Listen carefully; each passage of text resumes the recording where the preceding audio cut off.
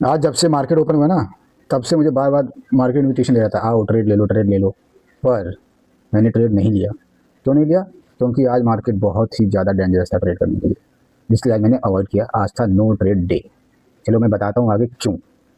कल रात में इंडिया के लिए बहुत अच्छी न्यूज़ आई अमेरिका से। जो यूएस प्रेसिडेंट ने इंडिया के ऊपर इतने सारे टैरिफ लगा रखे थे हैवी हैवी, वो उसने कल रिड्यूस कर दिया। मतलब काफ़ी अच्छा रिड्यूस कर दिया। इंडिया के लिए बहुत अच्छी न्यूज़ थी।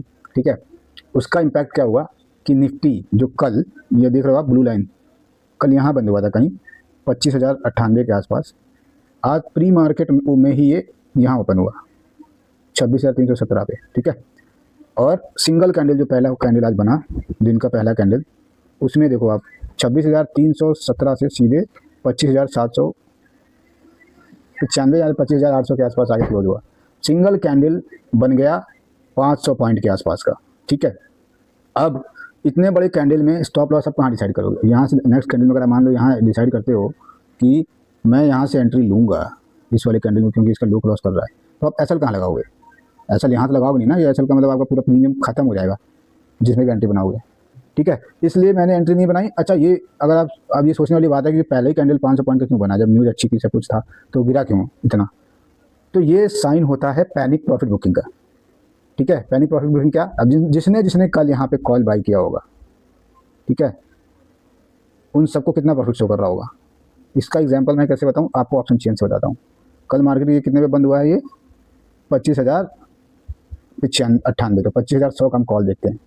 25,100, 25,100 होगा ऊपर, 25,100 का कॉल ये बुक हुआ। ठीक है, अब इसको हम देखते हैं कल कहाँ क्लोज हुआ है। मेरा कल ये क्लोज हुआ है यहाँ कहीं, यानी ये 150 या 150 लगा लेते हैं हम, 150 के आसपास का कल क्लोज हुआ है। और आज जब सुबह ओपन हुआ है, इसका हाई देखो पहले कैंडल का, देखो 1,300 रुपये के आसपास, 1299 रुपये 95 पैसा।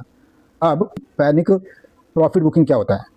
किसी बंदे ने एक लिया हुआ है ट्रेड 150 रुपये का, और अगले दिन उसको उस 150 के प्रीमियम पे सीधे 1,300 रुपये का प्रीमियम हो गया, विच मीन्स उसको कितने का प्रॉफिट हो रहा है? ऐसा तो मुझे लग रहा है हिस्ट्री में एक पहली बार हुआ होगा ये। ऐसा कभी पहले हुआ ही नहीं होगा। अब उसने कुछ सोचा ही नहीं होगा, आओ देखा ना ताओ, सीधे पोजीशन कट।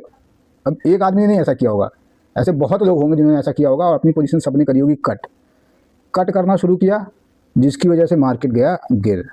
ठीक है, अच्छा ये चीज़ सिर्फ निफ्टी के साथ नहीं हुआ है। अभी तो मैं आपको निफ्टी का ऑप्शन दिखा रहा हूँ, स्टॉक्स में भी ऐसे हुआ है।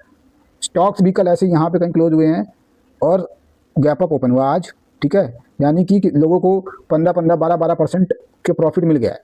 ऐसे ही जिसके लिए लोग कितना दिमाग लगाते हैं, नहीं दिमाग लगा के लोगों ने लिया होगा, पर वो इतने ज़्यादा प्रॉफिट के एक्सपेक्टेशन के साथ किसी ने तो लिया ही नहीं होगा।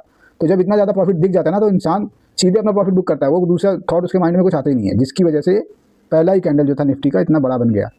ठीक है, तो इस वजह से मैंने डिसाइड किया कि भाई नहीं, आज ट्रेड नहीं होगा, क्योंकि आप उसके बाद मार्केट का डायरेक्शन पिक करना मुश्किल ही था। देखो एक रेंज में ही चला है दिन भर, उसके बाद दिन भर इस रेंज में ही चला है, इसमें क्या आप ट्रेड करोगे?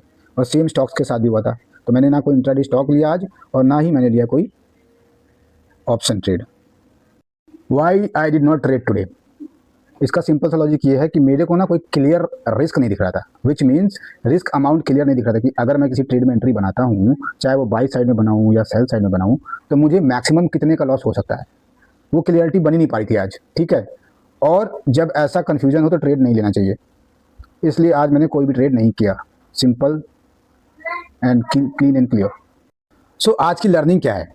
लर्निंग ये है कि मार्केट रोज पैसे नहीं देता है, मार्केट रोज आपका टेस्ट लेता है, और वो डिसिप्लिन का टेस्ट होता है। और आज का टेस्ट क्या था?